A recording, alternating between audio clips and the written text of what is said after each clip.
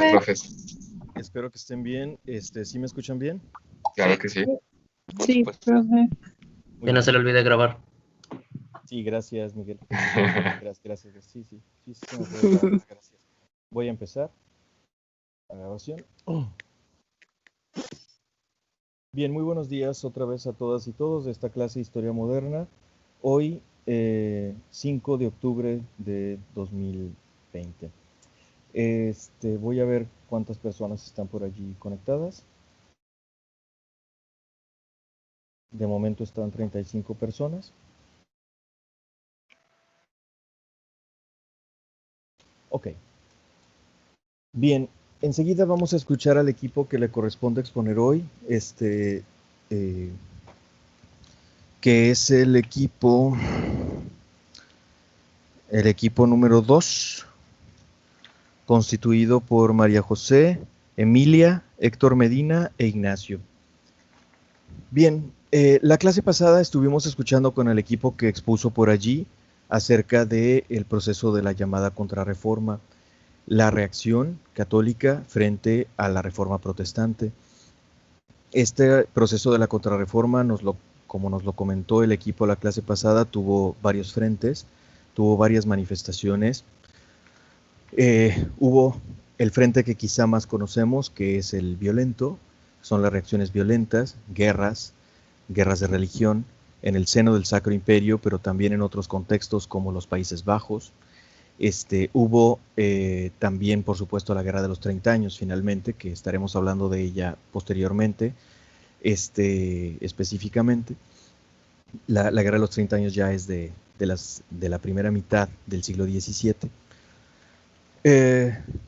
Una reorganización de la Inquisición, que ya se había reorganizado en España, pero que se reorganizó también desde Roma,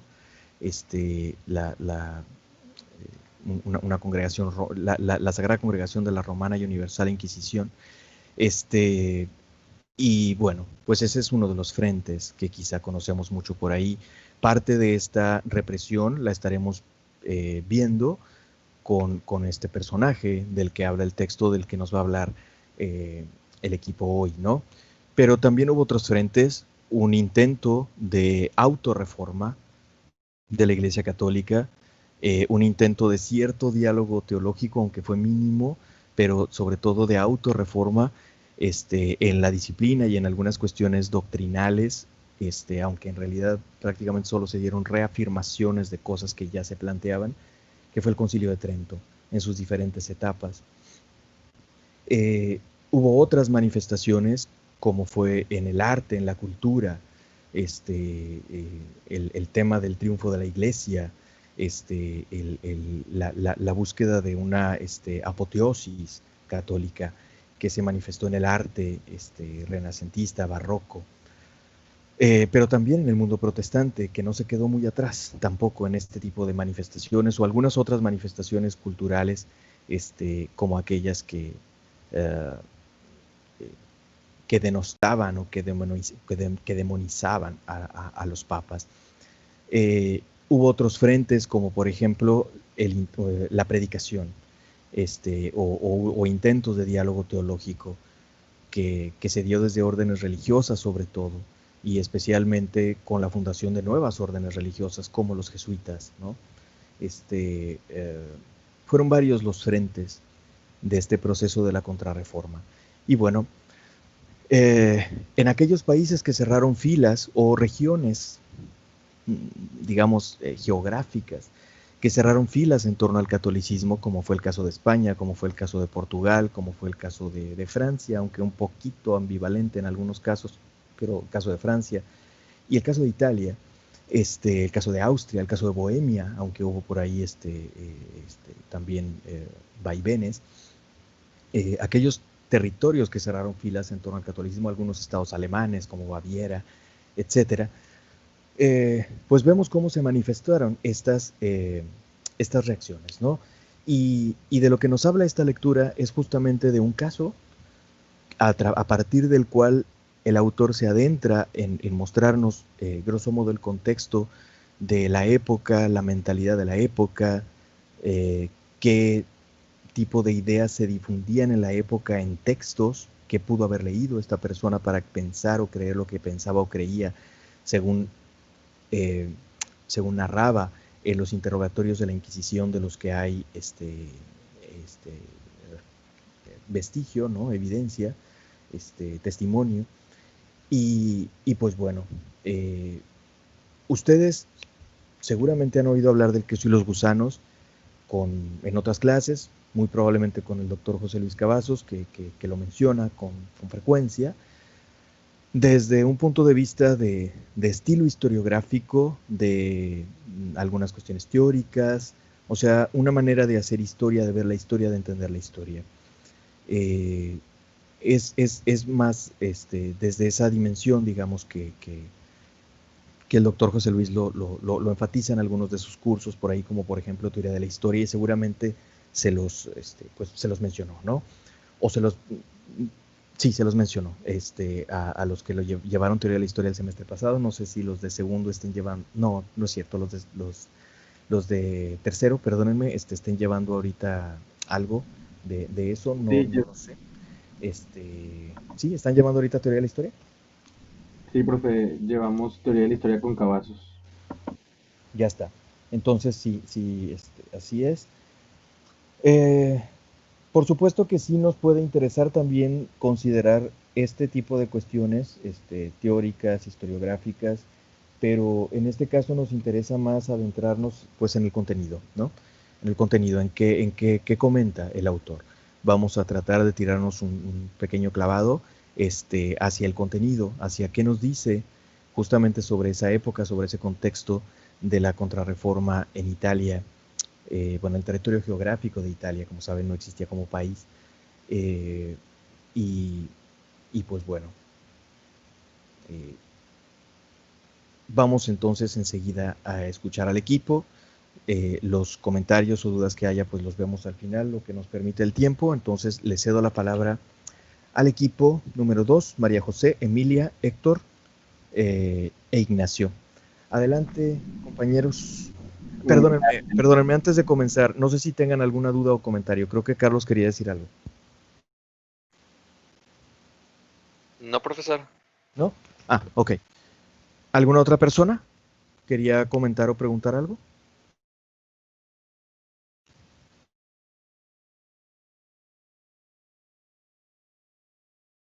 Ok. Bueno, doy por hecho que no, de momento. Entonces, ahora sí, les cedo la palabra. Adelante, por favor, compañeros del equipo.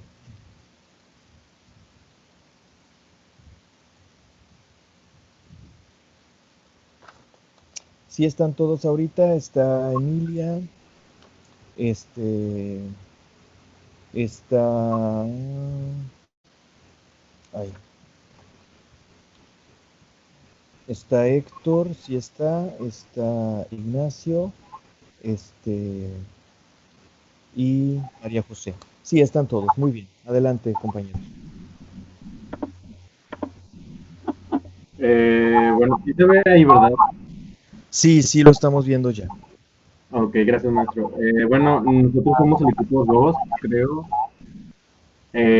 y vamos a hablar acerca de la cosmología popular y la reforma italiana a través de este texto que se llama El queso y los gusanos.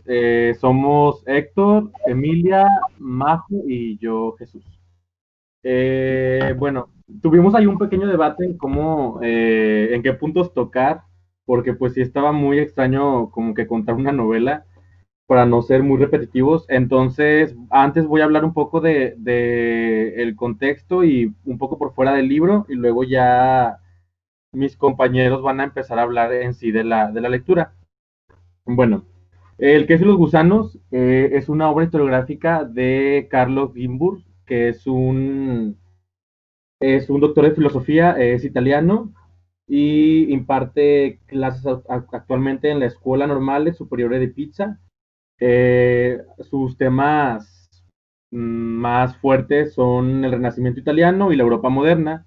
Fue publicada en 1976 y es una de las obras más importantes de un movimiento historiográfico que se conoce como la microhistoria y que también se le suele llamar la nueva historia.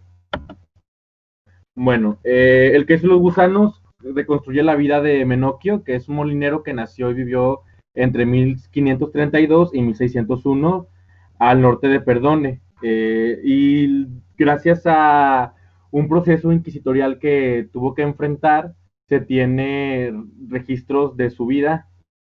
Y pues de esto es lo que nos habla el queso y los gusanos. Vamos a explicar un poquito más de esto en adelante. Yo no les quiero dar tanto spoiler.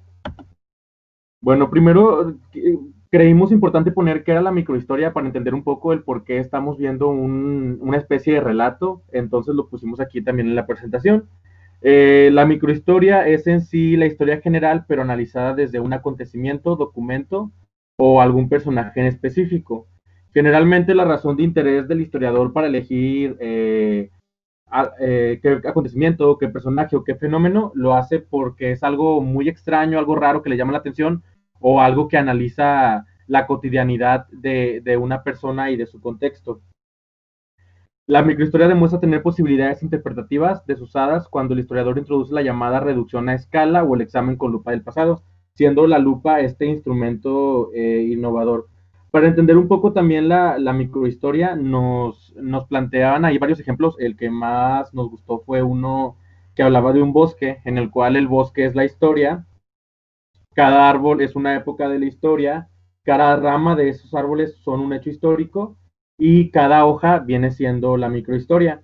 ¿Y de qué nos sirve esto? Es que nosotros al analizar una hoja, bueno, los científicos que estudian la biología y eso se pueden dar cuenta por una sola hoja si ese árbol puede tener una plaga o en qué momento florece y en qué momento se seca, cuáles son sus cambios en el año. Y pues esto es lo que nos ayuda un poco la microhistoria. Podemos ver desde un punto muy, muy particular la vida general de alguna época. De hecho, también nos marca que usa el método deductivo, que es esto, ir desde lo particular hasta lo general.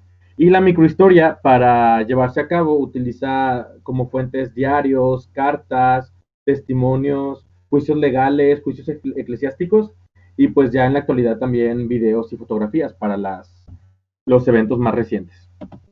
Bueno, el queso y los gusanos como microhistoria.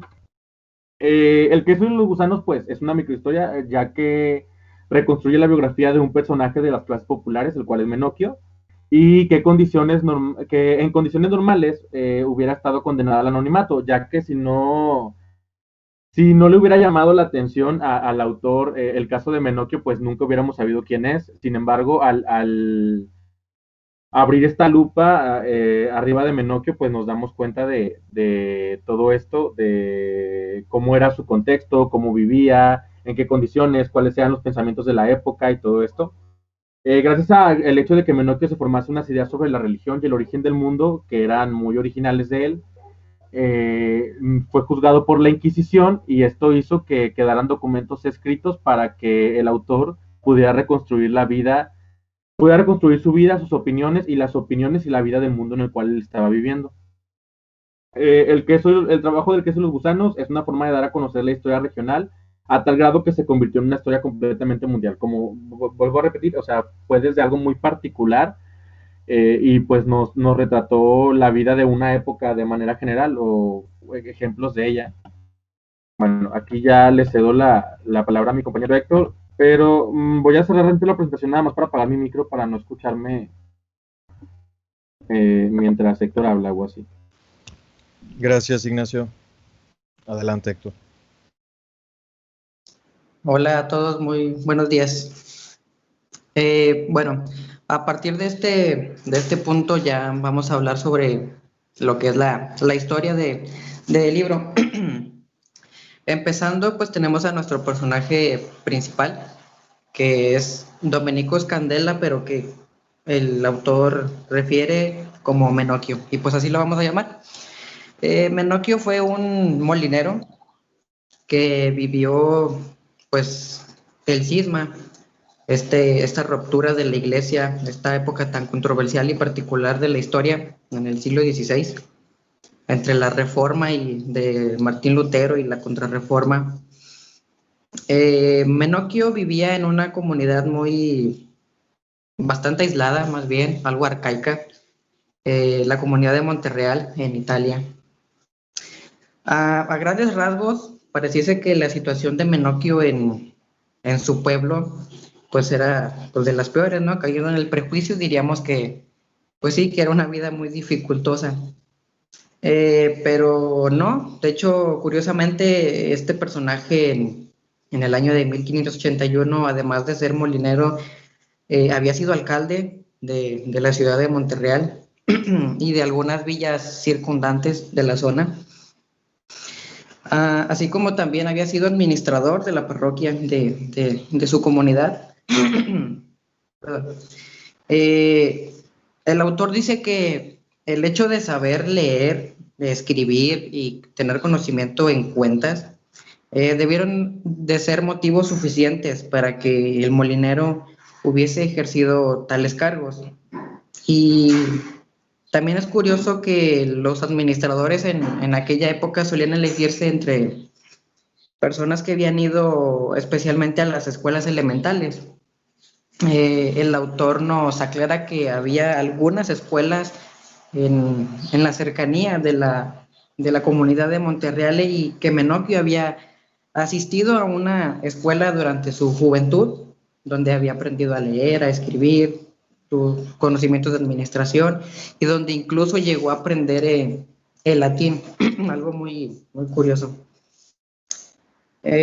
Actualmente, bueno, desde esa época y actualmente mucha gente cree que las cosas de la fe son graves, son cosas difíciles que no deben de tomarse muy a la ligera, ¿no? Como que una opinión muy, muy abierta. Piensan que son cosas que están lejos del alcance de estudiantes, de maestros, de licenciados, de comunes campesinos o molineros en el siglo XVI. Y que solamente las personas doctas, como los clérigos, los arzobispos, los sacerdotes, pues son las personas ideales o adecuadas para discutir un poco sobre las cuestiones de la fe. Pero Menocchio, dentro de su historia, afirmaba que él no creía en que el Espíritu Santo gobernase a la Iglesia Católica. Textualmente decía que los prelados nos tienen dominados, o sea que había como que un dominio, una opresión por parte de la iglesia a las personas comunes, para que ellos se la pasasen bien, ¿no? Mientras había mucha gente pobre en toda Europa, pues sí, el papa, los sacerdotes, los clérigos, pues pues la pasaban bien, tenían recursos, tenían dinero. Menocchio solía discutir sus opiniones con el párroco y los habitantes del pueblo. Menocchio pues tenía unas ideas muy, muy radicales para ese entonces que si no nos tomásemos el tiempo de leer una novela, una historia como esta, pues nos sería impensable que un molinero en tal época tuviera este tipo de cosmología. Él, pues le gustaba exponer sus opiniones con el párroco, con los habitantes, con a quien se le topase en su pueblo. Él nos da en la historia un punto de partida y es que para él todo es de la iglesia, todo es de los curas, de los sacerdotes. Toda la iglesia oprime a los pobres. De hecho, esta frase de que nos oprimen o oprimen a los pobres es una frase que repite mucho durante toda la novela. Estos, pues los clérigos de la iglesia tenían los campesinos o como él, que era molinero, solían tener campos pues alquilados y resultaba que un campo es de tal propiedad de un cardenal y el otro de un obispo. Y no solo juzgaba esta desigualdad que él creía, sino que también acababa rozando o cuestionando algunas otras actividades, principalmente ideas de la Iglesia Católica. ¿Le puedes dar a la siguiente, por favor? Muy bien. La historia del queso y los gusanos, pues nos relata la historia de este personaje, quien en el año de 1583 fue denunciado al Santo Oficio acusado de pronunciar palabras herejes contra la fe cristiana. Pero no se trataba solamente de una blasfemia ocasional, O sea, no era como un simple comentario pequeño, sino que este señor todavía pues tenía la intención o se expresaba libremente, le gustaba difundir sus opiniones, no opiniones pues tontas, sino que eran opiniones basadas en argumentos, cada pensamiento que él tenía pues, se solidificaba, tenía sus bases, ¿no? Eso es algo muy curioso y es una de lo que hace interesante este libro. Cuando es denunciado al Santo Oficio, pues estos inician investigaciones y se empiezan a obtener algunos testimonios sobre las ideas que tenía el molinero con la gente de la ciudad de Monterreal. Casi todos los interrogatorios, bueno, las personas que habían sido interrogadas declaraban conocerlo desde hace mucho tiempo, algunos desde hace 20, 30 o de toda la vida. Es curioso pues que muchos lo conocían de toda una vida y decían que sus opiniones no eran algo nuevo, no era de ayer, de antier o de hace 2 años, sino que era desde muy joven manifestó estas opiniones raras. Y aunque eso pasaba, pues no había sido delatado, no había sido denunciado pues hasta ya bastante avanzada su edad. Yo creo que eso se puede dar, bueno, también el autor, Carlos, lo llega como que a tocar un poco. Es que todos conocían el discurso bueno, o sea, todos los habitantes conocían el discurso, lo escuchaban, incluso lo repetían, oye, Menocchio dijo esto, oye, ya escuchaste lo que dijo Menocchio, o sea, se comunicaba esas ideales, aunque les parecían raras y equivocadas, pues se compartían, ¿no? Me recuerda mucho a esa frase que dicen de un fantasma ronda Europa.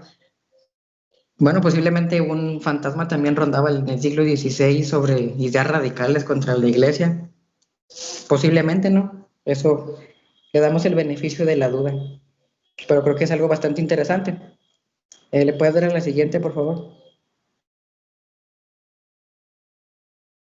Ok.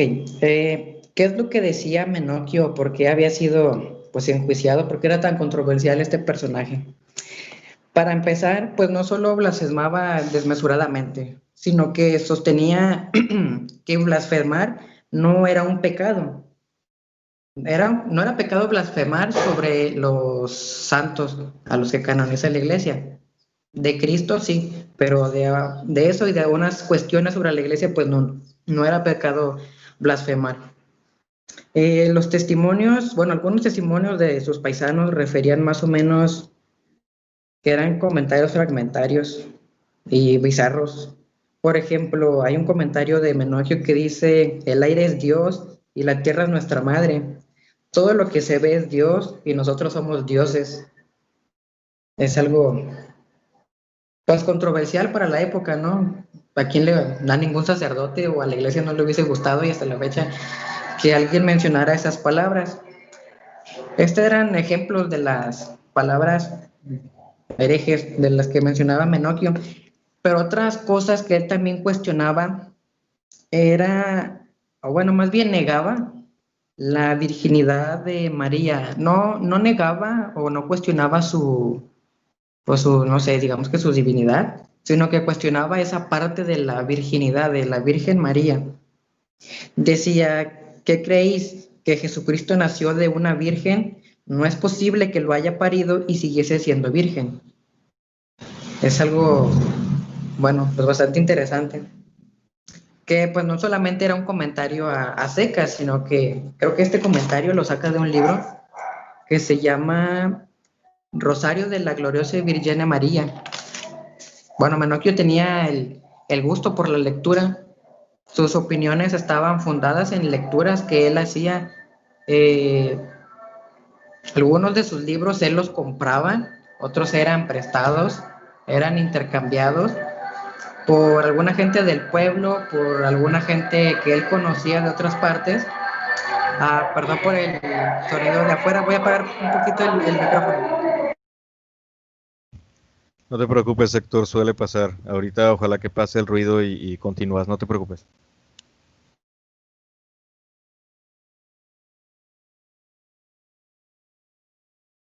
Bueno, eso fue. Perdón, es que vivo en Juárez. Bueno, continuando.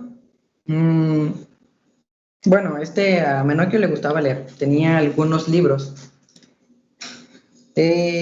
Otros testimonios, bueno, algunos muy pocos testimonios, decían que en efecto este tipo escondía algunos libros, mencionaban que eran libros prohibidos, pero después el autor nos aclara que de hecho los libros que tenía Menocchio no eran libros pues prohibidos por la iglesia, sino que algunos eran un poco cuestionados, pero no eran prohibidos. Eh, Eso también es curioso, ya que un molinero de una comunidad tan lejana de la época tuviera el gusto tuviera el gusto y el hábito de leer libros, estos libros que pues él compraba, ¿no? Y que eran prestados. Esto yo creo que podría significar, también lo menciona el autor, que estos libros pues eran leídos por mucha más gente, tal vez había un círculo de habitantes que se congregaban en las comunidades, en Montreal o en algunas otras aledañas, con el propósito de exponer sus ideas. Tenían ideas tal vez como las de Menocchio. Posiblemente también les damos el beneficio de la duda, pero Menocchio estaba en esta situación, ya que a diferencia de esos posibles compañeros de pensamiento, pues Menocchio era más controversial, le gustaba discutir, le gustaba expresarse libremente, y eso es lo que lo termina pues llevando a que lo enjuicien, ¿no? Ok, perdón. Otras de las cosas que decía Menocchio, aparte de criticar o más bien dudar sobre algunas cuestiones, él no reconocía una autoridad en cuestiones de la fe. En repetidas ocasiones llegó a expresar su disgusto por la opresión de los ricos a los pobres, ¿no? Esta frase que ya había mencionado, que es bastante repetitiva. Uno de sus otros puntos en contra de la iglesia es el uso del latín. Cuestionaba que el latín se usara en los tribunales, decía que era un desacato, que era una injusticia, ya que pues los hombres pobres no conocían el latín, ¿no? Muy apenas sabían escribir o leer. Ahora imagínense pues saber latín. Y esto era una desventaja bastante considerable en los tribunales y en los juicios, pues porque estos tribunales se practicaban con el uso del latín, y pues estos se veían pues algo oprimidos por las autoridades eclesiásticas, y a veces las personas tenían que recurrir a abogados o a personas en su representación, y pues también acababan pues siendo abusadas de esta opresión. A Menocchio tampoco le parecía que en su iglesia católica, los papas, los cardenales y obispos sean tan grandes y ricos y que todo sea de la iglesia. O sea, como que esos bienes materiales pues como que están de más. Rechazaba y llegaba a criticar llegó a criticar los sacramentos, los cuestionaba. Ese es otro punto. De ellos se expresó que eran mercancías, que eran cosas inventadas por el hombre. Hombre, pues se refería a los sacerdotes. De los sacramentos decía, primero del bautismo, que era uno de los que más cuestionaban, que era una invención de los sacerdotes que comenzaban a devorarse las almas desde el nacimiento, ¿no? Dios decía, Dios nos ha bendecido y Él nos ha bautizado, entonces ¿por qué necesitamos un bautismo más? Roberto, pero creo que te estás metiendo en la parte de abajo. No, de hecho ya voy a terminar. Ah, bueno, ok. Sí, no hay problema, ya voy a acabar. Bueno, perdón por la interrupción. De otro sacramento como la confirmación, decía que también era un negocio, ¿no? Del matrimonio, decía que no era algo hecho de Dios, sino que antes las personas solamente se daban la fe y se juraban lealtad, y esto era pues también una mercancía de la iglesia. De la ordenación, él creía que todos teníamos el Espíritu de Dios en nuestros corazones, en nuestros cuerpos, en nuestro espíritu. Por lo tanto, todos podríamos ser, no sé, digamos, podríamos transmitir la palabra del Señor, podríamos transmitir ese conocimiento de la iglesia, esa divinidad, las Sagradas Escrituras, y no solamente a aquellos que se dedicaban al sacerdocio, ¿no? Que se habían introducido a la doctrina de la iglesia, sino que todos podíamos participar en esta actividad de evangelizar. De la extremonición decía que igual, una mercancía, en general toda una mercancía. Y particularmente de las confesiones, decía que confesarse con un sacerdote era hablar como un árbol.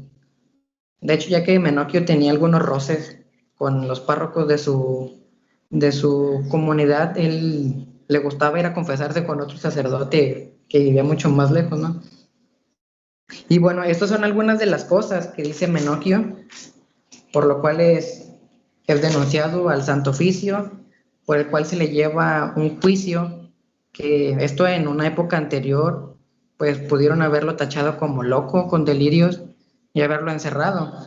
Pero debido a que estaba este contexto del cual ya van a hablar más adelante de la Reforma Protestante y la Contrarreforma, pues llevó un proceso más burocrático, llevó estas investigaciones, estas audiencias, donde se recabaron testimonios, donde se presentó el mismo Menocchio para exponer algunos de sus puntos de aclarar, pues, su cosmología. Y bueno, yo aquí termino mi participación, los dejo con las palabras de mis compañeras y espero hayan disfrutado. Gracias. Muchas gracias, Héctor. Muy bien. ¿Quién sigue, perdón? Yo, profe. Nacho, Adelante. porfa. Adelante, Emilia. Adelante. Okay.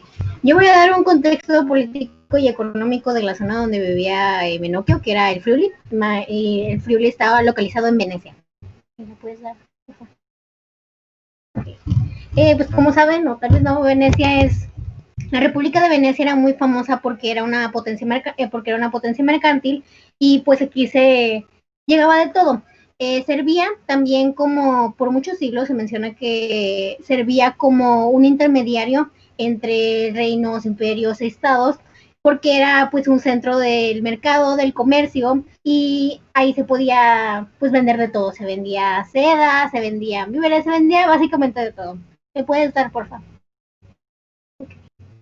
Antes de hablar del Friuli más específicamente, voy a hablar un poquito de la política veneciana, como para que entiendan lo que va a pasar en Friuli. La política veneciana al principio fue una oligarquía, era una oligarquía hereditaria, y tenía un parlamento que estaba dominado por la nobleza, y creo que solo era la nobleza. La cabeza del gobierno veneciano era el dogo. El dogo era elegido por medio de una votación para evitar que tuviera un poder monárquico. Y asimismo tenía como ventaja que no tuviera hijos varones, porque si tenía hijos varones se pensaba que se podía, de que en lugar de que el poder del dogo fuera como democrático, se pensaba que si tenía hijos varones se podía pasar hacia ellos, y por lo tanto se volvería de cierta manera una imposición monárquica. ¿Me puedes dar, por fin? Nacho. Gracias. Y la economía veneciana, como ya les había mencionado, era una superpotencia del comercio, se vendía de todo. Aquí venía cualquier tipo de gente, venía aquí a comerciar. En algún momento sí estuvo como que un poquito amenazada por la expansión del Imperio Otomano, pero pues no les pasó nada. Se vendía de todo. Aquí venía todo el mundo a comprar lo que sea, a vender lo que fuera. Y pues Venecia era pues una superpotencia del comercio. Ahora sí, vamos a hablar del Friuli. ¿Me puedes dar, porfa? Perdón si me repito mucho. Es que, dispensen, no había mucho de dónde sacar. Bueno, el Friuli es una zona montañosa en Venecia, y era donde estaba el pueblito donde vivía Menocchio, que si no me equivoco se llamaba Monterreal. Creo que era el nombre del pueblo, Monterreal. La zona del Friuli era famosa por algo que se llamaba el Carnaval Cruel. En el Carnaval Cruel, los campesinos como que impusieron su autoridad por medio de asesinar 50 nobles. ¿Y le puedes dar, por fin? Gracias. Gracias a eso se creó un sistema llamado la contadinanza. La contadinanza fue como un sistema creado para los campesinos, donde se recogían tributos, se organizaban milicias, y todo esto como que para que disminuir el poder de la nobleza veneciana. Puedes dar por fin. También tenía funciones fiscales, también. Nacho. Gracias. Y gracias a la contabilidad, la usura y varios de los impuestos se podían pagar de maneras diferentes, que no solo eran en tierras o en ganado, se podía pagar con dinero y con especias, y por lo tanto, en Venecia, en esa zona, las personas tenían una inclinación más hacia los campesinos que hacia la nobleza veneciana. Ahora les voy a hablar de la decadencia económica del Friuli, que esto fue más o menos allá por el contexto de Menocchio. ¿Me puedes dar por fin? Gracias, te quiero. En la decadencia económica del Friuli, como eran montañas, Montereal, como eran montañas, era muy difícil tener como tierras fértiles y que las granjas pudieran subsistir. Tuvieron muchas plagas, y a final de ello, mucha de la gente que vivía en Montereal y en el Friuli se tuvieron que ir de Friuli hacia las ciudades de Venecia, o sea, más hacia el centro y salir de los pueblitos, o sea, del Friuli, porque no había de qué vivir y mucha de la gente ya estaba muerta. ¿Te puedes dar por fin? Y algo que también influyó mucho como que en las concepciones de Menocchio fue los territorios eclesiásticos, el hecho de que muchos del poder económico y político lo tenía la iglesia, obviamente.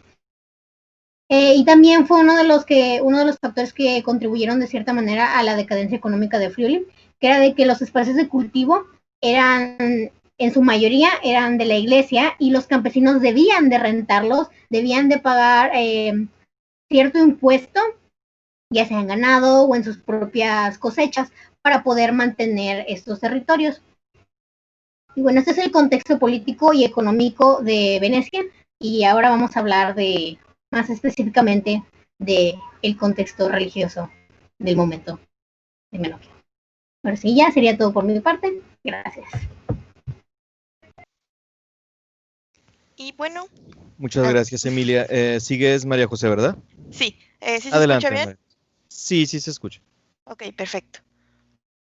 Bueno, cuando estamos hablando al menos de esta lectura, se centra más que nada en Menocchio, sin embargo nos da unos pequeños como atisbos de lo que estaba pasando alrededor de él y durante un par de décadas.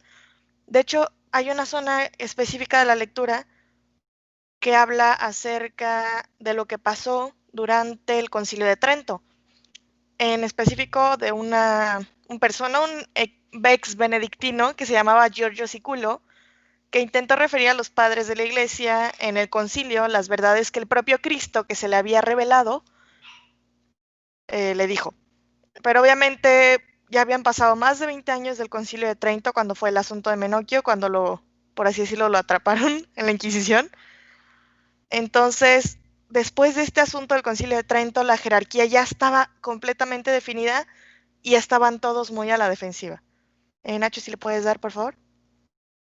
Ahora, las diapositivas bueno, de mi parte lo que yo hice fue como hacer citas textuales para poderles explicar, ya que ustedes pueden ver el texto y me gustaría que leyeran el texto, está muy interesante.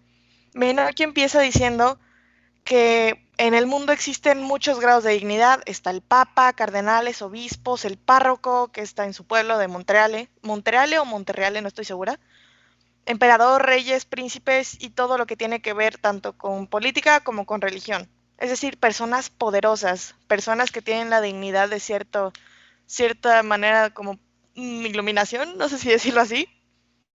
Por encima de estas gradaciones jerárquicas estaba una contraposición fundamental entre superiores y hombres pobres. Menocchio estaba al tanto de su situación a ojos de la iglesia, sabía perfectamente que él formaba parte de los hombres pobres y que era de cierta manera prescindible o podría ser usado como chivo expiatorio, al menos para como darle conciencia a la gente de su pueblo con la que siempre estaba hablando de sus, según la iglesia, herejías. Estamos hablando de una época en la que al mostrar el desacuerdo de la gente frente a la herida y defensiva iglesia por culpa de la reforma podía significar la muerte. Sin embargo, Menocchio no se echó para atrás en cuanto le dieron bandera verde para hablar. Siguió desembocando en exigir a la iglesia que abandonase sus privilegios y se hiciera pobre con los pobres se vinculase y siguiera el ejemplo evangélico. Formuló una religión distinta sin insistencia dogmática. En este momento de la historia, el autor hace como un pequeño insight, una pequeña idea, que dice: 100 o 150 años más tarde, probablemente Menocchio habría sido recluido en un hospital para locos por afección a delirio religioso, pero estamos hablando de plena contrarreforma. Las modalidades represivas eran distintas y antes que nada pasaban por la individualización, disculpen porque me trabo. En consecuencia, lo reprimieron por herejía. Estamos hablando de él siendo parte de la, casi hasta abajo de la cadena trófica de los seres que se creen divinos. Entonces, pues estamos hablando de la clase típica de las estructuras sociales rurales. Siguiente, por favor. Menocchio, ya mencionó mi compañero Héctor, su trabajo principal era el de molinero, sin embargo también fue carpintero, fue alcalde y todo eso. Él siempre mantuvo en las dos entrevistas que tuvo, bueno, entrevistas interrogatorios con 16 años de diferencia por parte de la Inquisición, siempre mantuvo su postura, y es que la Iglesia oprime al pueblo. Para él, la jerarquía era la principal encarnación de la opresión. Ahí cité otra vez, dice: todo es de la Iglesia y los curas, que oprimen a los pobres, los cuales, si tienen 2 campos alquilados, son de la Iglesia, de tal obispo, de tal cardenal. Todo le pertenecía a la Iglesia, todo el mundo le tenía que rendir cuentas a la Iglesia, todo el mundo tenía que seguir y estar de acuerdo. Y si no lo estaban, pues terminaban, pues dando un ejemplo como él. A finales del siglo XVI, la solidez de la propiedad eclesiástica en el Friuli y en todo el territorio veneciano seguía siendo masiva. Menocchio tenía, bueno, en esta zona se hace como una pequeña idea de por qué estaba diciendo esto, de por qué estaba tan consciente de los asuntos, y es que él tenía 2 campos como aparcero, de los cuales no se sabe exactamente el propietario, pero según una investigación posterior al primer interrogatorio, uno de los campos era presumiblemente alquilado por parte de un miembro de la familia del señor del lugar, Horacio di Montereale, quien había alquilado por su parte a un tal Giacomo Margano. En este mismo catastro se mencionan varias parcelas de terreno, propiedad de las iglesias locales o de los contornos, y concedidas en alquiler. Es decir, 8 eran de tal iglesia, una de tal iglesia, otra de tal. Todo lo que estaba alrededor de Menocchio, si no es que su zona como tal, su terreno aparcero, era de la iglesia. Entonces era bastante difícil para que los molineros, los granjeros, toda la gente que trabajaba en ese pueblo se pudiese mantener con lo que conseguían de su trabajo propio, si tenían que seguir pagando, por así decirlo, la renta, si no decirlo de otra manera, a ciertas personas, y que estas personas estaban siendo alimentadas por la iglesia, y la iglesia, como que les chupaba la sangre, básicamente. Siguiente.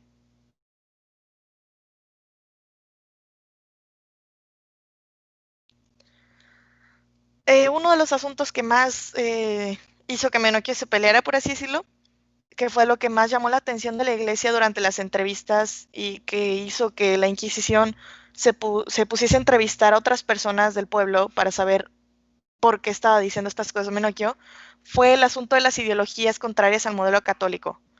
Menocchio decía que el Papa es hombre como nosotros, salvo por el hecho de que tiene poder y en consecuencia más dignidad.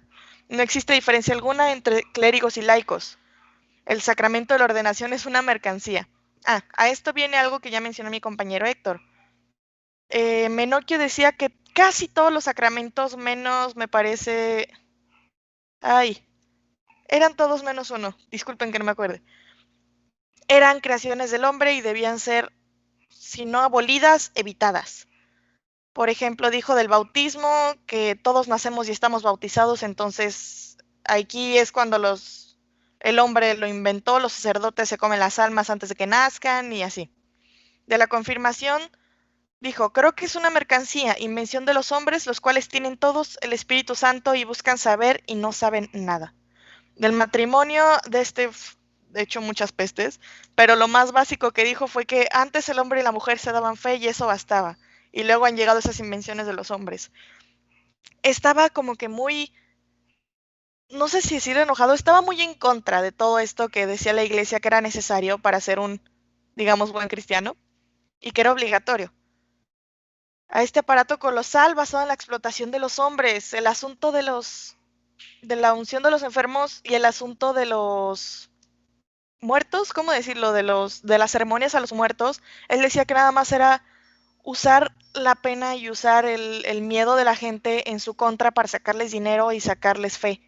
Entonces Menocchio estaba completamente en contra de esto. Siguiente.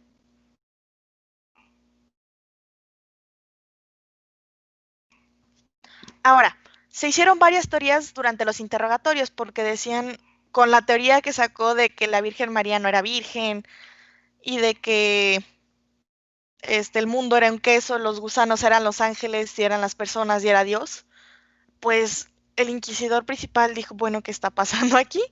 Entonces se pusieron a hacer teorías de decir, ¿de dónde sacó esto? Menocchio, antes que nada, siempre dijo, bueno, casi siempre dijo, las ideas que digo, las cosas que digo, las saqué de mi cerebro. Después se dieron cuenta de que no, porque tenía fuentes, como por así decirlo, bibliográficas, tenía libros en los que se basó, pero con la primicia de que todo esto se lo estaba inventando un molinero, querían saber por qué.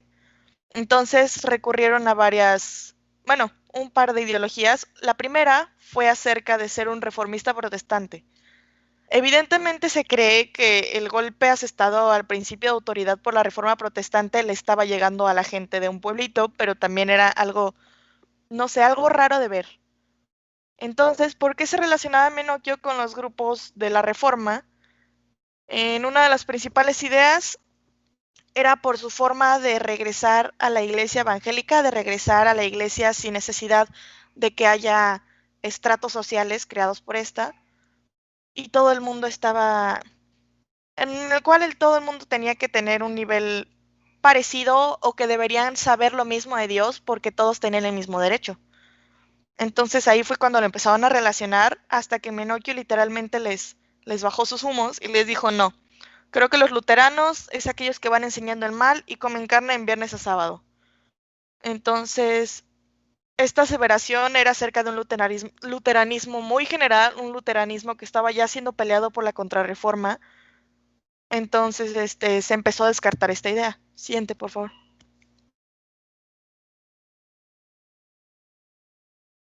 Ahora, ¿por qué no se contentó la Inquisición pensando, este Menocchio está afianzado a las declaraciones de la tesis de la Reforma?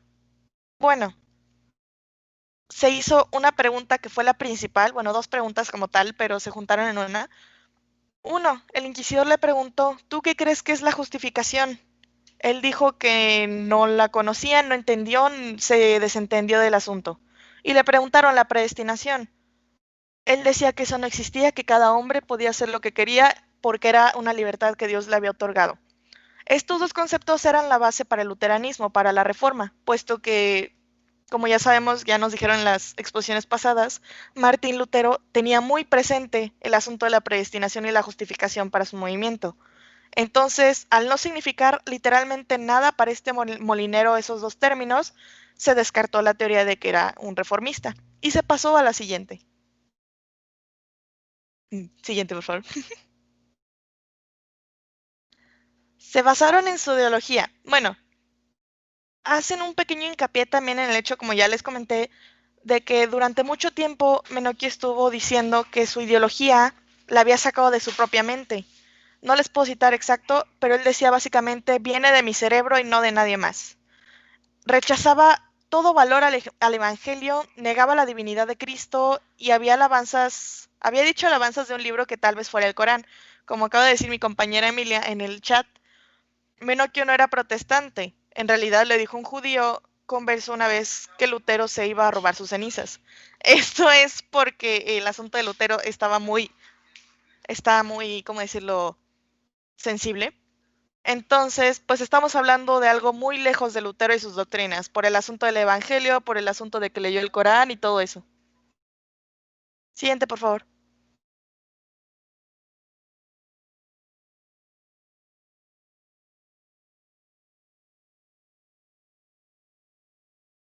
A ver, ahora, ya tirada la tesis de que de que tenía las ideas de Lutero y de la Reforma, llegaron a la otra teoría que fue la que estuvo con más fuerza, pero que igual terminaron desechando. Y es que ¿a quiénes más se parece?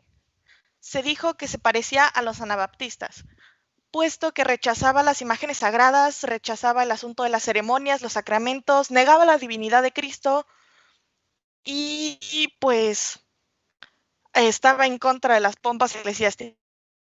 Entonces,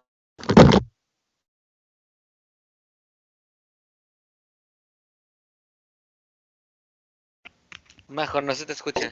Se te ¿Qué dejó de pasó? escuchar, María José. Majo.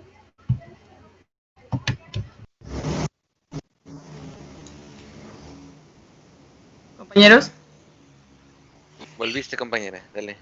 gracias. Me tuve que cambiar de lugar. Bueno, me quedé en los anabaptistas, ¿verdad? Disculpen. Como negaba la divinidad de Cristo con todo el asunto que decía, negaba acerca de las pompas eclesiásticas, decían que eran innecesarias y que de hecho manchaban la ideología de un cristiano, bueno, de un cristiano original, si se puede decir de alguna manera, se empezó a pensar que pues era anabaptista. Siguiente, por favor. Ahora, yo no sabía mucho del grupo anabaptista, entonces tuve que investigar y en la misma lectura te explica. El movimiento anabaptista básicamente, y ¿cómo decirlo? Eran personas que fueron perseguidas durante mucho tiempo, qué raro. Ellos se basaban únicamente en el Evangelio y otra escritura, disculpen, ando algo ida porque hay mucho ruido de fondo, y creían en la absolución de los pecados. Entonces ellos, al ser una rama medianamente diferente al cristianismo, puesto que creían más en la originalidad y no creían en las pompas eclesiásticas, no creían en la divinidad de Cristo ni nada de esto, habían sido perseguidos durante mucho tiempo.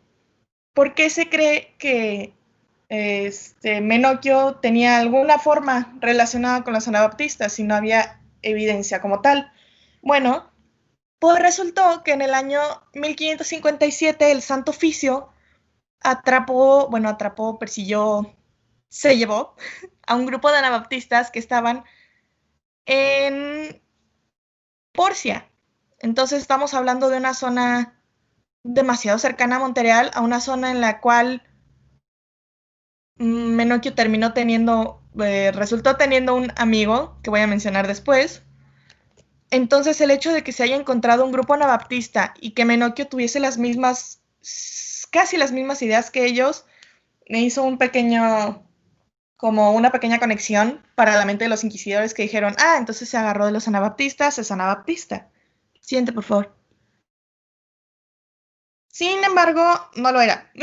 se les cayó la teoría de nuevo. El concepto positivo que él formula sobre la misa, la Eucaristía y la confesión es inconcebible para un anabaptista.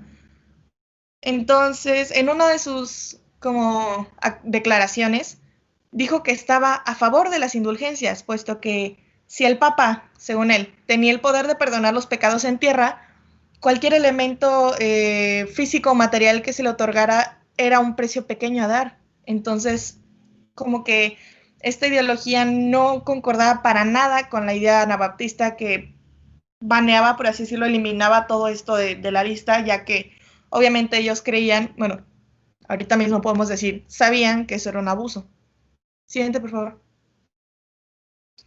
Además de que, como ya mencioné, los anabaptistas solamente creían en dos escrituras, el Evangelio y la otra, disculpen de nuevo, no recuerdo.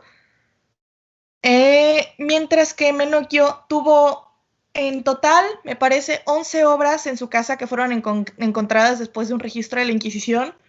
Una de ellas fue el de Camerón, la versión que no estaba como filtrada. No sé si recuerdan que durante esta época nuestra querida iglesia cristiana, bueno, la querida iglesia cristiana censuraba muchos libros.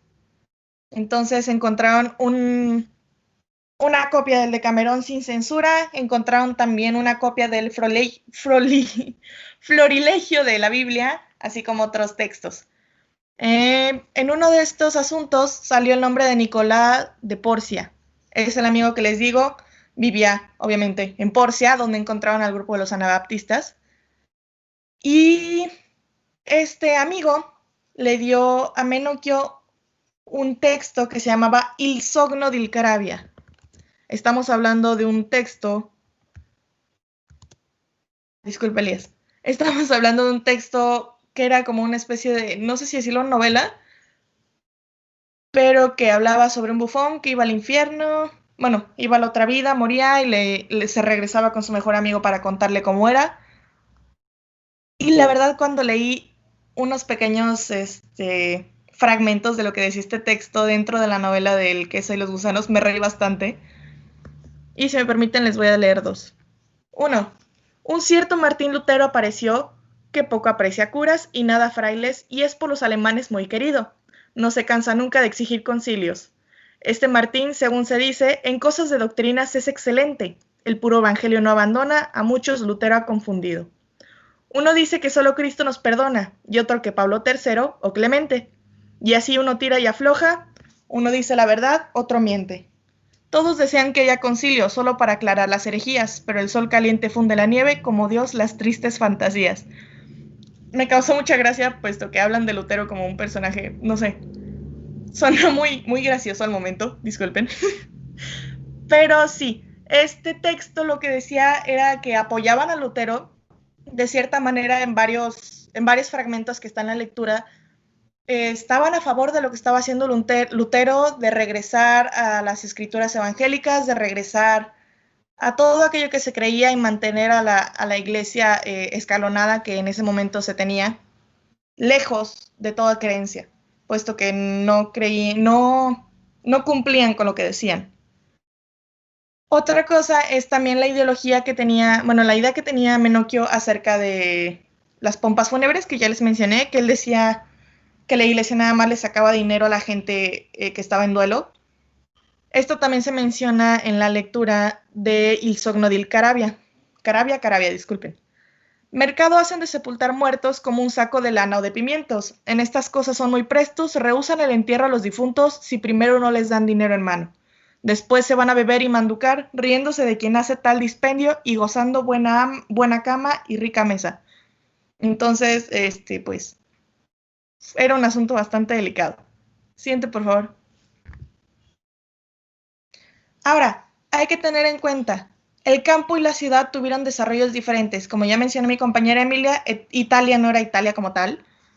Sin embargo, sí era muy fácil el dividir la zona de ciudad y la zona de campo. El eco de los debates sobre la importancia de la fe y de las obras para alcanzar la salvación surgen en contextos completamente inesperados. Sin embargo, todos tienen el factor de que se dieron en la ciudad. La conquista religiosa del campo italiano la efectuarían unos decenios más tarde, bajo un signo bien distinto, las órdenes religiosas de la Contrarreforma. En primer término, serían los jesuitas.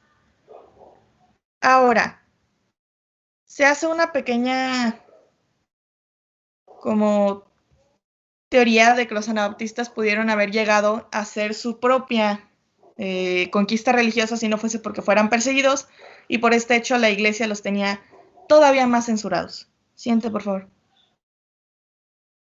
Ahora, ¿qué tiene que ver con la reforma una cosmogonía como la que describe Menocchio? Lo del queso primordial, el nacimiento de los gusanos, que son ángeles y todo esto. En la idea de que todo lo que se ve es Dios y nosotros somos dioses, el cielo, la tierra, el mar, el aire, el abismo, el infierno, todo es de Dios.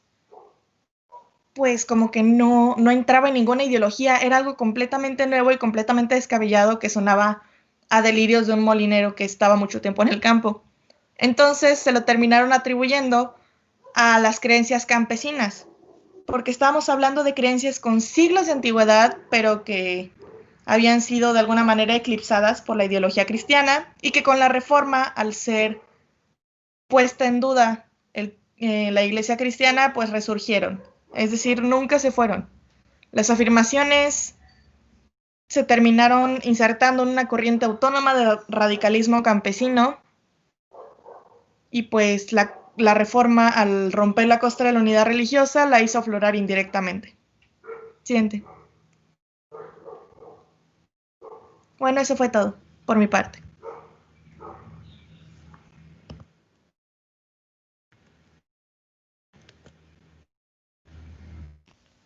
Muchas gracias, María José. Y gracias al equipo. No sé si hay algo pendiente, algo que quieran agregar, las y los compañeros del equipo.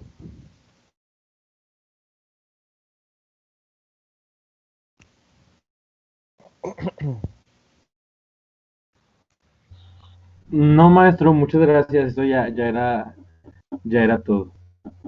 Yo Por les nuestra diría parte. que si pueden, vean la lectura, está bastante graciosa en ciertas partes, como por ejemplo cuando está los fragmentos del Sognare, en que literalmente dicen Lutero, muy bien ahí, y empiezan a pelearse entre que uno está en el cielo, otro en el infierno. Está muy, muy cómica esa parte de la lectura y explica muchísimas cosas. Cuando empiezan a hablar sobre el contexto de Menocchio, empiezan obviamente a hablar sobre el contexto de Italia campesina, un poquito de la ciudad, pero más que nada de la Italia campesina. Entonces está bastante útil, una lectura que parece novela, pero que terminó siendo texto, pues obviamente texto histórico. Gracias, María José. Como ustedes lo han podido apreciar, este texto, no en vano, es muy representativo de esa tendencia denominada microhistoria. El autor, Carlo Ginzburg, descubrió probablemente por un golpe de suerte los archivos inquisitoriales del proceso de este señor. Un señor que muy probablemente de otro modo hubiera quedado en el anonimato. Es parte también en cierta medida de lo que la tendencia de historiografía de la India le denomina el estudio de subalternidades, es decir, el estudio de grupos excluidos o de grupos silenciados o invisibilizados, no considerados, etcétera, etcétera, dentro de la sociedad, ¿no? Y Menocchio, a pesar de no ser una persona tan pobre, a pesar de haber ocupado algunas posiciones, a pesar de estas cosas, pues podía haber pasado a la historia en el absoluto anonimato. Sin embargo, su desgracia de su vida, de su época, fue la gloria de pasar a la memoria histórica, ¿no? Porque eso permitió que existan esos testimonios de su vida, de sus declaraciones, etcétera, etcétera, y por esa razón, pues, conozcamos acerca de él. Como ustedes lo han podido apreciar en la exposición de los compañeros, aunque este es un tema que podría parecer que se presta al anecdotario, al chisme, etcétera, en realidad es representativo de esta tendencia de la microhistoria porque el autor se adentra a través de un análisis muy pormenorizado, muy detallado.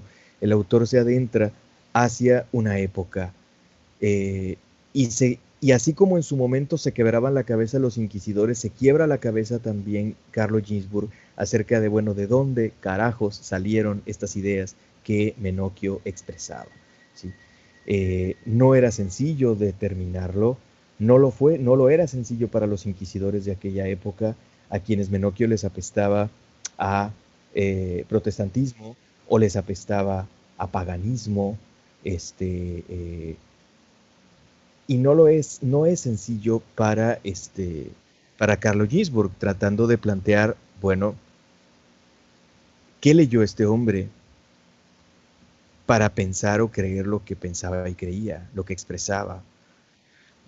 Y más sorprendente todavía, cómo un simple molinero, entre comillas, leía tanto, porque el tipo parecía ser un devorador de libros, en una época en que la imprenta estaba en pañales. Y todo esto es interesante, ¿no? Nos adentra a un personaje que no es probablemente típico de aquella época, sino atípico, un personaje quizá raro de aquella época, pero sin embargo que se presta a ser como una ventana para adentrarnos en una época, para adentrarnos también en el contexto de la paranoia católica frente a la contrarreforma, donde mucha gente se fue entre las patas por esta situación. Se fue Giordano Bruno, se fue Menocchio, Se fue a Galileo también. Bueno, a él no lo mataron, pero también le dieron unos buenos trancazos, metafóricamente hablando. En fin, era un contexto muy particular, ¿no? De cacería de brujas, literal o metafóricamente, por la reacción de la contrarreforma. En fin, Arnoldo, ¿quieres comentar algo? Adelante. Hay dos cosas que me parecen interesantes de esta situación. La primera que quisiera mencionar es el tipo de pensamiento que posee Menocchio. Es decir, lo que él menciona de que todos son Dios es una interpretación muy particular de la Biblia que se tiene que ver más o menos con la divinidad, pero a la vez alejado un poco del catolicismo, incluso un poco más parecido a pensamientos de índole brahmánico. Es decir, esta es una especie de interpretación que se basa en que cuando Jesús dice que eres el Hijo de Dios, es más como que, pues sí, o sea, yo soy hijo de Dios, pero también tú y todos somos hijos de Dios, y de cierta forma, esto combinándose un poco con el brahmanismo, se puede entender como que realmente todos somos Dios o todos somos parte de la misma divinidad que es el todo que existe. Que esto es como la idea del Brahma, que es el eterno, digamos, como aquel que interpreta a todas las personas en el universo, el que interpreta todo. Eso es como una combinación muy peculiar y que es bastante entendible porque en esa época no la asociaron. La India era un lugar muy lejano y la verdad no tengo ni idea de si Menocchio dio con estas ideas por casualidad o si realmente tuvo algo de conocimiento al respecto. Y el segundo comentario un poco más chusco es que esta situación es muy pero muy parecida y no sé si les haya inspirado si alguno de ustedes ha visto la película de los Monty Python de los Caballeros de la Mesa Cuadrada. Hay una escena en donde el rey Arturo llega y está un campesino y el campesino empieza a hablar acerca de cómo el gobierno los está oprimiendo y cómo nadie ha votado por el rey, y es como que una especie de campesino revolucionario que está ahí aleatoriamente en el campo. Bueno, pues es la misma situación. De repente está todo el mundo como que en un contexto medieval y de la nada hay un tipo que está hablando sobre revolución y sobre cómo son oprimidos por un poder mayor que nadie ha decidido y que es absolutista y etcétera. Y eso simplemente. Muchas gracias por tus comentarios, Arnoldo. No conozco la película que mencionaste en tu segundo comentario, pero me parece también muy acertado y efectivamente podemos encontrar diferentes ejemplos de ese potencial, ya lo mencionaban Marx, etcétera, etcétera, de ese potencial revolucionario surgido desde las clases campesinas. Lo encontramos en la Edad Media, la rebelión de los Jacquerie en Francia, etcétera, etcétera. Hubo diferentes movimientos muy radicales de grupos campesinos, pero también en la época de la Reforma, las rebeliones encabezadas o atizadas por Thomas Müntzer en los principados alemanes, que el propio Lutero, digamos, bendecía su represión de estos movimientos. Y bueno, pues algo similar es el caso de Menocchio, ¿no? Podemos pensar que la gente del campo es simple y sencillamente, bueno, en aquella época, al menos hoy en día puede ser distinto o es distinto, pero en aquella época que la gente del campo es simple y sencillamente pues más sencilla, más humilde o más ignorante por cuestión de acceso a textos, educación, etcétera, etcétera. Y sin embargo nos topamos con algo tan raro como esto, ¿no? Porque Menocchio, si bien vivía en un pueblo, pues era un pueblo, podríamos decir, semirural, ¿no? O sea, Menocchio no vivía en Venecia como tal, en el archipiélaguito de Venecia, que es la zona urbana, sino en la zona en torno a Venecia, en el Véneto, que en esta región de Friuli, y en un pueblito, ¿no? En particular, como ya nos lo comentaron por ahí los compañeros. Um,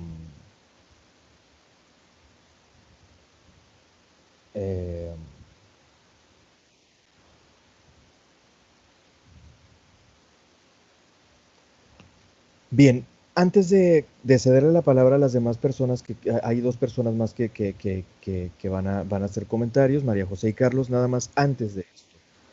Yo quisiera pedirles, por favor, a cualquiera de los miembros del equipo que nos recuerden y nos enfaticen por qué el texto se llama como se llama. ¿Por qué se llama El queso y los gusanos? ¿Y qué significa esto? Yo. Adelante, María José. Perdón. Bueno, literalmente esa era la idea, la ideología que tenía Menocchio sobre el mundo. Él decía que la tierra, el aire, el agua y el fuego eran un caos y que el volumen creó una masa, como se hace con el queso, con la leche. Estamos hablando de un molinero italiano, entonces obviamente iba a ser una referencia a leche y a queso. Terminó diciendo que con la leche se formó queso, en el queso se formaron los gusanos, que eran los ángeles, que terminaron siendo los 4 principales: Luzbel, Miguel, Gabriel y Rafael. De estos, Luzbel se puso pesadito, que terminó siendo Lucifer, y lo sacó los echó del cielo con su compañía. Dios hizo después a Adán y Eva, al pueblo en gran multitud. No estoy segura si se refiere a ellos también como gusanos, pero bueno, los hizo. La multitud no cumplía los mandamientos de Dios, mandó a su hijo, al cual prendieron los judíos y fue crucificado. Entonces era su ideología como de una manera de resumir gran parte de la Biblia, de resumir toda esta idea que se tenía de la base católica cristiana como queso y gusanos. Gracias, María José. Como lo comentaba ahorita Arnoldo, esto se pareciera a algunas perspectivas, por ejemplo, de la India, y no solo de la India, y es lo que en términos filosóficos se le denomina una postura panteísta. Panteísta. Todo es Dios, ¿sí? Por lo tanto, ¿cómo surge el mundo? El mundo surge por emanación de Dios. El mundo es una dimensión de Dios. Todo es Dios. El mundo es Dios. El mundo surge por emanación de Dios. No es algo diferenciado, donde Dios dice hágase y se hace el mundo como algo diferente de su propio ser, de su propia naturaleza divina, sino como algo es algo diferenciable, sino que el mundo surge de Dios mismo y es Dios mismo, se confunde con Dios mismo. No confundir esta idea con el planteamiento teológico de la omnipresencia de Dios, que Dios está en todas partes, sino que bendito nuestro español, estar en todas partes no es lo mismo que ser todo. No es lo mismo decir Dios está en todo que Dios es todo. La noción teológica cristiana ortodoxa es que Dios está en todas partes, que no tiene límites en cuanto a espacio o tiempo, que está más allá del espacio y del tiempo. Pero la noción panteísta dice que Dios es todo, ¿sí? Que todo es de naturaleza divina, ¿sí? Todo, nosotros, el aire, las cosas, todo es de naturaleza divina. Y así como en la perspectiva tradicional se pensaba en esa vieja idea de la generación espontánea que quizá nosotros seguimos creyendo sin darnos cuenta, sin ser muy conscientes de eso, que brota vida de algo orgánico generalmente, pero brota vida de ahí, de una fruta podrida, qué sé yo. En este caso el queso genera gusanos que brotan de él, saliendo, sabrá Dios de dónde, de la nada, de él mismo, como una emanación. Por ende, esa era la metáfora que, como bien decía María José, es muy propia de alguien de su contexto, ¿no? Un molinero, alguien de costumbres, a pesar de que leía mucho y lo que sea, pues de costumbres sencillas y de costumbres, de prácticas sencillas,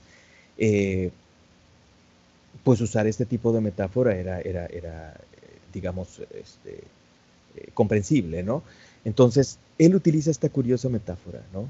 Que los ángeles, el mundo, el hombre, brotan de Dios como el queso, como los gusanos del queso, ¿no? Que hay esta relación como entre el queso y los gusanos, entre Dios y el mundo, entre una especie de absoluto universal, como el Brahma de la India, como bien decía Arnoldo, que sería ese queso y del cual brota todo. Hay estas manifestaciones, estas emanaciones de todo. Esta es una concepción que nos puede parecer un poco curiosa, pero tampoco era necesariamente tan extraña. Ginsburg nos plantea que esta idea no era de los reformistas protestantes. Ellos no creían en esto. Ellos, como decía hace rato Elías, ellos creían en la divinidad de Jesucristo, ellos creían en la Trinidad, ellos creían en todo esto. De hecho, ahorita les comentaré un caso que quizá algunos conozcan, de otra figura sui generis dentro de la Reforma, quizá más curioso que Menocchio todavía. No era una idea que empatara con los protestantes.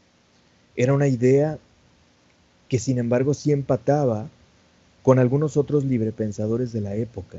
Por ejemplo, también era panteísta un contemporáneo de Menocchio, que también fue quemado vivo en Roma en el campo de I Fiori, Giordano Bruno, monje dominico, que también tenía ideas astronómicas medio curiosas y bla, bla, bla, bla, bla, pero en términos teológicos era panteísta, o planteaba ideas que se acercaban al panteísmo, y esto hizo que, entre otras cosas, que fuera condenado y quemado. Pero también era panteísta Baruch Spinoza, con su famosa expresión Deus sive natura, Dios o la naturaleza. Quiere decir que son lo mismo, Dios y la naturaleza. Y a quien tampoco querían ni católicos ni protestantes. Fue más o menos tolerado en la más o menos tolerante Holanda, porque ni católicos ni protestantes lo querían. Así es, Giordano Bruno hablaba de una especie de universo infinito en términos astronómicos, aunque también tiene que ver con lo metafísico, pero en términos astronómicos, o sea, más allá de lo reducido del universo, como se seguía pensando a pesar de las ideas copernicanas, de un universo, que por cierto la Iglesia no aceptaba las ideas copernicanas, una de las razones por las que se condenó a Galileo, pero más allá de esta perspectiva de un universo reducido que básicamente era el sistema solar, Giordano Bruno habla de un universo tendiente al infinito, prácticamente infinito, ¿no? Mucho más amplio, como ahora sabemos que lo es, pero en su momento no sé exactamente en qué se basaba él, quizá tenía cierta noción, insisto, metafísica, porque no era tanto, todavía no tenía el telescopio Hubble o algo por el estilo para poder evidenciar ese tipo de cosas. Era un postulado que él sostenía y que también se consideraba herético, como las ideas de Galileo se consideraron heréticas, o muchas de las ideas de Galileo. Pero su idea panteísta era más peligrosa que su idea astronómica. El hecho de confundir a Dios y al mundo, confundir al creador y a la criatura, ¿sí? Que eso es lo que le cala a la teología cristiana del panteísmo. Y pues bueno, ¿de dónde rayos se sacó estas ideas? Pues Ginsburg plantea que pareciera ser una mentalidad que había estado presente en los ambientes rurales durante toda la Edad Media, quizá herencia de perspectivas muy antiguas, paganas, que divinizaban a las fuerzas de la naturaleza, que sacralizaban a las fuerzas de la naturaleza, y que aunque no vemos ahí de manera tan evidente esta mezcla o esta confusión entre Dios y mundo, puede ser un preámbulo de ello, o sea, porque hay una sacralización del cielo o del sol, o etcétera, y que quizá estas ideas pervivieron subyacentes en los entornos rurales y en algunos momentos brotaban. También nos dice que Menocchio manifestaba otro tipo de ideas curiosas, que quién sabe cómo rayos las leía o de dónde las sacó, pero las tenía, las expresaba, según los interrogatorios inquisitoriales. Por ejemplo, por ahí esbozaba una leyenda que parece haber existido en la Edad Media, donde se hablaba de una tolerancia muy curiosa, que incluso hoy en día no se tiene, y que pareciera impensable en la Edad Media, de alguien que planteaba que un padre tenía un anillo muy precioso, pero tenía 3 hijos, y entonces sacó 2 copias de ese anillo muy precioso. Le dio el original a uno de ellos y las copias a otros 2, sin saber quién, probablemente ni el mismo padre, ni menos los hijos, sabían quién tenía el original y quiénes tenían las copias. Pero entonces todos se sentían herederos del padre, por igual, aunque el auténtico solo haya sido uno, pero nadie sabía quién. Esta metáfora la usaban en la Edad Media y Menocchio la expresó para referirse a que judíos, cristianos y musulmanes eran la misma cosa, eran igual hijos de Dios y herederos de Dios, que solo se había revelado plenamente a alguno de ellos, pero quién sabe a quién sabe a cuáles. Y los otros 2 habían recibido revelaciones quizá patito, pero eso no se puede saber. ¿Quién tiene la verdad de esos 3? No se puede saber. Y eso es una idea de tolerancia muy curiosa, nacida desde la Edad Media, en la cultura popular, que, insisto, quizá ni siquiera hoy en día la tenemos. Pero bueno, en fin. María José, no sé si querías decir algo más. No, profe. Gracias, María José. Carlos, creo que querías comentar algo hace rato. No lo tengo presente ahorita, profesor. Lo siento. No te Se me- preocupes. No te preocupes. ¿Alguna otra persona quiere hacer algún comentario o pregunta? Ya recordé. Adelante, Carlos. Me parece que es algo interesante analizar a Menocchio por el hecho de que Menocchio no recibió ningún tipo de educación formal, pero aún así llegó a muchas de las conclusiones que veríamos en algunos de los reformantes solamente leyendo libros. O sea, no. Siento que la razón por la que le da tanto miedo a los inquisidores Menocchio era por la razón de que, oye, si este hombre se puso a leer y sacó todas estas ideas que van a contrarrestar lo que decimos nosotros, ¿qué pasa si toda la gente empieza a leer? Entonces, esa es la razón por la que están tan enfrascados en comprobar si era parte de un grupo o no, ¿verdad? Exacto, nos habla también de este caso, nos habla también de la censura hacia la lectura, de la censura hacia el conocimiento y de los peligros, entre comillas, del conocimiento, que en un contexto paranoico como la Contrarreforma, pues era bastante de esperarse, ¿no? Pero sí, efectivamente, como también comentó María José, o no recuerdo, alguno de los compañeros, pues bueno, en esa época se había definido de manera muy clara algunas décadas atrás el Index Librorum Prohibitorum, esa colección de textos que un católico no debía leer, nunca, ¿sí? Nunca. Fíjense, esto existió hasta los años 60, hasta mediados de los años 60, la época del Concilio Vaticano II. Por ahí, en investigaciones a las que me ha tocado ser cercano, por ahí recuerdo que alguien por ahí descubrió una carta, un documento enviado por una estudiante de la Facultad de Filosofía y Letras a principios de los 60 al arzobispo de Monterrey, diciéndoles que el maestro de la escuela, yo soy católica, y el maestro de la escuela nos está pidiendo que leamos me parece que a Sartre, pero Sartre está en el índice, es decir, su lectura está prohibida. Entonces, quiero pedir una dispensa, un permiso especial para leer esto, para cumplir con mi tarea, ¿no? Estoy hablando de hace 55 años, una cosa así. Poco más de 55 años, casi 60 años. Entre 55 y 60. Y de nuestra facultad, de esta misma, ¿sí? Que aunque estamos ahorita virtualmente, pues estamos en la facultad. Es interesante, pues. Buena pregunta, Ignacio. No sé si se lo dieron. Parece ser que sí, pero no estoy seguro porque no me tocó ver o saber sobre el documento específico donde le hayan dado el permiso, sino donde ella lo pedía solamente. A veces, desgraciadamente, así pasa en los archivos. Uno se encuentra con información fragmentada, ¿no? Te encuentras algo y dices, bueno, ¿y luego qué pasó? Pues no te encuentras el pegado documento de qué pasó luego, ¿no? Pero bueno, en fin. ¿Qué pasó con Menocchio?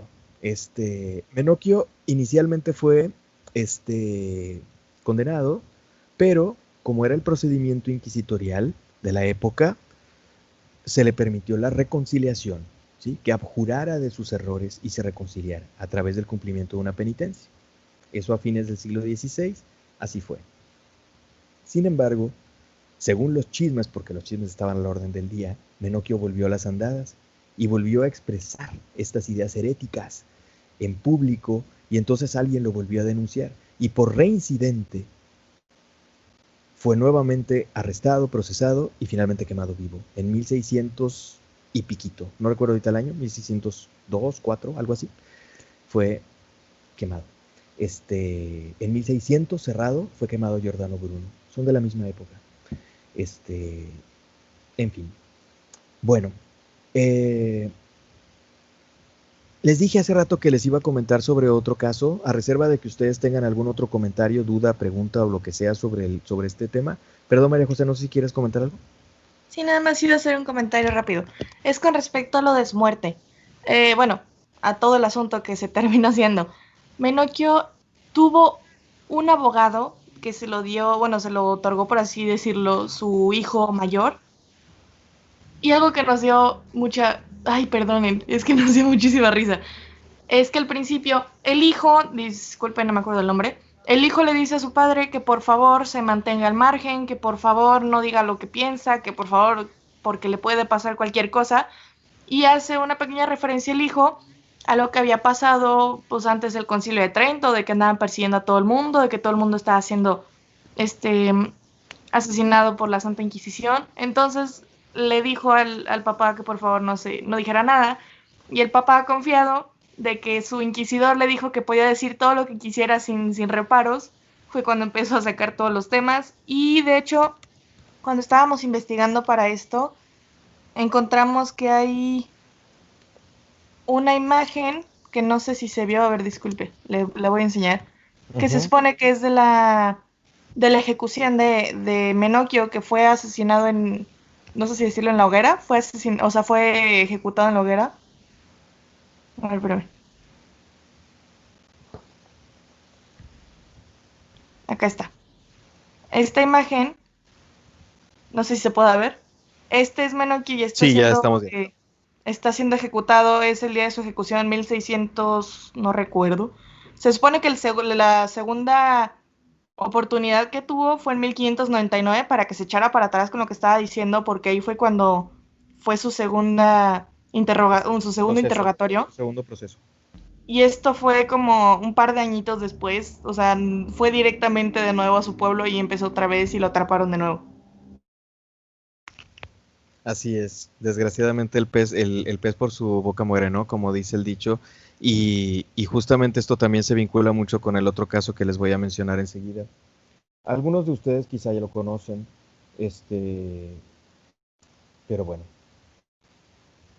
Durante la época de la Reforma, así como existieron las grandes tendencias que terminaron por consolidarse, ¿no? La tendencia luterana, la tendencia calvinista, la tendencia anglicana y otras tendencias menores que aunque perseguidas también se mantuvieron y persisten hasta hoy en día, como los anabaptistas, y de una rama de los anabaptistas se derivan, pues, por ejemplo, los menonitas, esta comunidad que tiene presencia en Chihuahua. Así como existieron estas comunidades, hubo otros casos más particulares, más personales, por decirlo de alguna manera, como el caso de Menocchio, pero también hubo otros, y un caso que quiero comentarles es el de Miguel Servet. Miguel Servet era originario de lo que pues podemos llamarle España, de la zona catalana, de Villanueva de Sigena, nació en 1511. Era médico, tuvo que huir de España por sus ideas que eran consideradas heréticas, principalmente porque negaba la Trinidad de Dios. Él retomaba, aunque quizá no conscientemente, una muy añeja herejía, que era el llamado, gracias Héctor, por el dato, él retomaba una herejía que era el llamado monarquianismo o sabelianismo, o tenía varios patripacianos, etc. Es decir, aquella doctrina que planteaba que no había diferencia entre el Padre, el Hijo y el Espíritu Santo, sino que solamente son manifestaciones de Dios, son como modalidades de Dios o son como caras de Dios. No tienen una diferencia real. Hablar de Padre, Hijo y de Espíritu Santo es una doctrina unitarista en relación a la divinidad. Y estas ideas que planteaba Miguel Servet, sobre las cuales escribía, pues hicieron que empezara a ser perseguido desde el contexto católico. Tuvo que radicar en algunos cantones suizos, en Francia, en París se convirtió en médico. En 1531 publicó un texto llamado De Trinitatis Erroribus y en 1546 Christianismi Restitutio. Y en estas obras hablaba de manera particular, bueno, sobre varios asuntos del cristianismo, pero de manera particular, y lo que más causaba escándalo era sobre la Trinidad. Vaya, negaba la Trinidad. Hablaba de esta doctrina, podemos decir, neomodalista. Su doctrina heterodoxa ya la expliqué. No había una diferencia esencial entre Padre, Hijo y Espíritu Santo, eran lo mismo, solo nombres, modalidades, caras, atributos de Dios, pero a fin de cuentas no tenían una diferencia. Esto lo llevó a discusiones en el mundo católico, pero quizá la discusión más importante con Juan Calvino, porque intercambiaba cartas con él. Era la manera como la gente dialogaba antiguamente, ¿no? Intercambiaba cartas con Calvino y Calvino jamás coincidió con las ideas de Servet en este aspecto, en la Trinidad, y acabó por aborrecerlo, ¿sí? Calvino, de hecho, al parecer estuvo detrás de una denuncia ante la Inquisición católica en Vienne, Francia. Sin embargo, Miguel Servet era médico del arzobispo de ahí de Vienne o de Lyon, de uno de esos territorios, y probablemente el propio arzobispo, a pesar de que lo pudiera haber considerado hereje, le dio el pitazo y le dijo, húyete, pélate, ¿no? Miguel Servet huyó, no fue procesado por la Inquisición católica en Francia, huyó iba hacia Italia, donde él creía que había una relativa tolerancia en algunas ciudades del norte de Italia.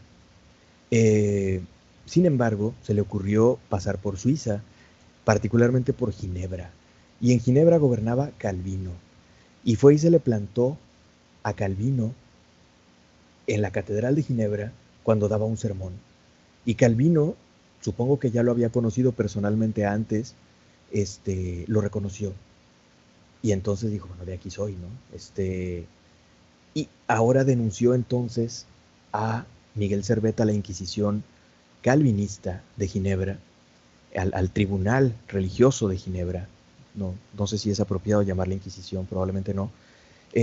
Pero la legislación de este tribunal decía que acusador y acusado tenían que ser encerrados por igual, para que si finalmente había habido un mal testimonio, entonces el castigo que querías para quien acusaste falsamente lo vas a tener tú por mentiroso, por falso testimonio. Obviamente Calvino no iba a entrar a la cárcel bajo este procedimiento, entonces denunció a Miguel Servet con un prestanombres, con otra persona le hizo el favor.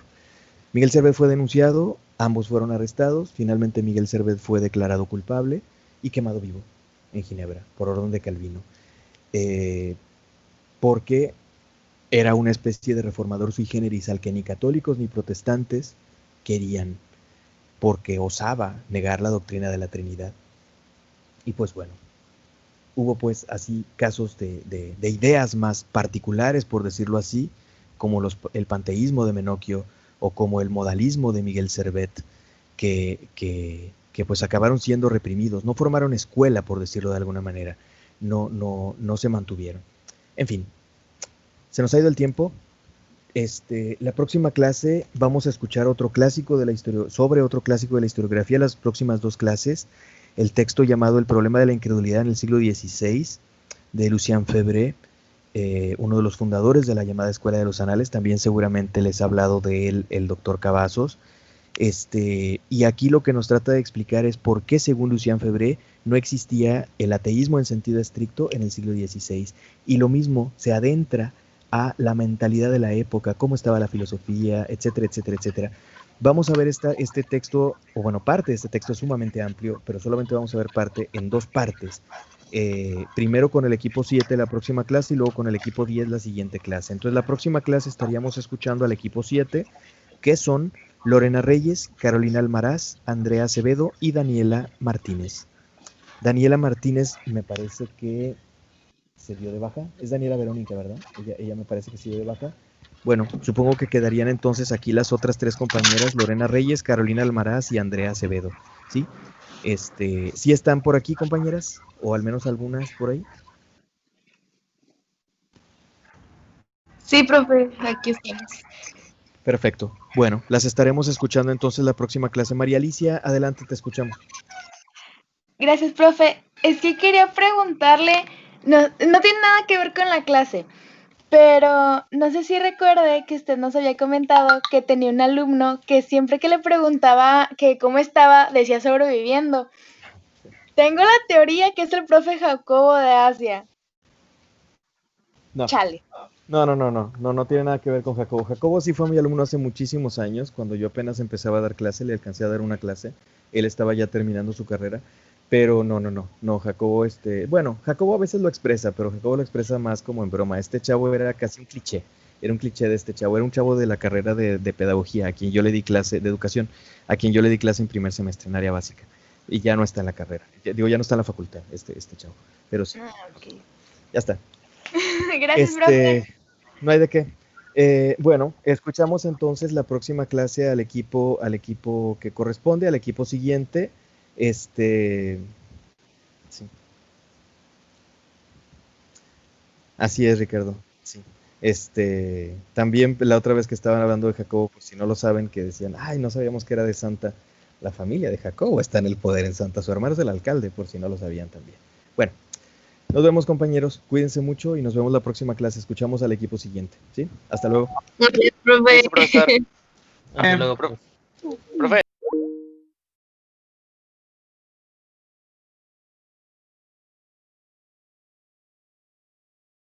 Monty Python y el Santo Grial. pues, me pareció una buena idea si podríamos ver ese clip específicamente en la clase de mañana de historia de la teoría política, porque básicamente el campesino como que está argumentando por que el poder está basado en la aclamación popular y el rey está diciendo que no, de que yo tengo el poder divino. Entonces, sería interesante ver este clip, dura 3 minutos. No sé si da su consentimiento. Mira, el único detalle es que mañana tenemos el examen en pensamiento Ay, político. sí, es cierto. Ese es el único detalle, pero si no es posible mañana, precisamente por la cuestión del examen, igual y la siguiente clase a lo mejor nos damos un ratito ahí comenzando y lo podríamos ver. Sí, la única objeción de mañana es porque es el examen. Pero de ahí en fuera, sí, si no es mañana la siguiente clase, podríamos verlo. Si quieres, tenlo por ahí preparado y me recuerdas, por favor. Y se Y la recomiendo comenzando. 100%, profesor. Usted que es medievalista le va a encantar, créame. Ok, gracias, Carlos. Lucero, ¿quieres preguntar algo? Sí, le quería comentar si, bueno, ya que también esa película se la comenté a mis amigos, vaya, esa película se llama Timeline, no sé si la ha visto, y sale, no sé, Paul Walker y otro señor, pero trata de un grupo de arqueólogos, historiadores que se investigan cómo viajar al siglo XVI y está muy padre. Yo por eso la quería recomendar y yo cuando la vi solo una vez hace como 6 años y me acordé de ella y la busqué y la encontré solo en una página y se la paso por correo, pero sí está muy padre y trata de cómo quieren tratar de salvar a un señor que, o sea, bueno, el papá de Paul Walker y está muy padre, pero sí se torna todo en el siglo XVI y está muy padre. Paul Walker, que en paz descanse. Sí, muchas gracias, Lucero. Si quieres, mándame por ahí el link, si lo tienes por ahí, de dónde puede verse y muchas gracias. Ya estás. Sí, yo se lo paso al rato. Perfecto. Bueno, compañeras y compañeros, Miguel. Sí, Miguel. Perdón, ya lo entretuvieron mucho, profe. Nada, No, nada más, ya sabe que yo soy luego el de las estupideces, por eso dije, me voy a esperar a que se acabe la clase. Todo esto del pobre italiano como Menoscio, la verdad se me figura que le estaban dando bastante vueltas sobre qué tenían en la cabeza los inquisidores y también Carlo Ginzburg cuando lo escribió y también todos nosotros. De hecho, creo que el mismo Carlo por ahí como que dio el detalle importante. ¿No sería que simplemente era un paciente mental y entre las cosas que leyó se empezó a mal viajar en su propia mente y llegó a esas conclusiones? A mí se me figura que es por completo eso. Esa puede ser una hipótesis muy acertada. Precisamente la lectura y lo que mencionaron los compañeros habla de eso. Dice, en otra época, algunos décadas o quizás siglos más adelante se le hubiera considerado un enfermo mental, un perturbado. Pero en ese momento, vaya, es todo un tema, la historia de la concepción en cuanto a la locura. Entonces, en ese momento se le veía como alguien peligroso, como alguien que estaba narrando ideas negativas. Quizás si no se le hubiera visto como un hereje, se le hubiera visto a lo mejor como un poseso. De cualquier manera, la paranoia hacía que se le viera como alguien peligroso y no como un simple enfermo mental, reclúyelo y ya, no pasa nada, simplemente se malviajó, como tú dices. Está mezclando ahí ideas que no sabe ni qué diablos está diciendo. Es posible que esa pueda ser una hipótesis, pero lo que sí es cierto es que, aunque él haya hecho una mezcolanza muy bizarra de ideas, había leído muchas cosas. Era un devorador de libros, el condenado, y eso lo hace una figura particular, una figura rara, ¿no? De cualquier manera. Aunque finalmente no logró desarrollar ideas muy coherentes que digamos, sino así como que una mezcla bizarra de ideas, ¿no?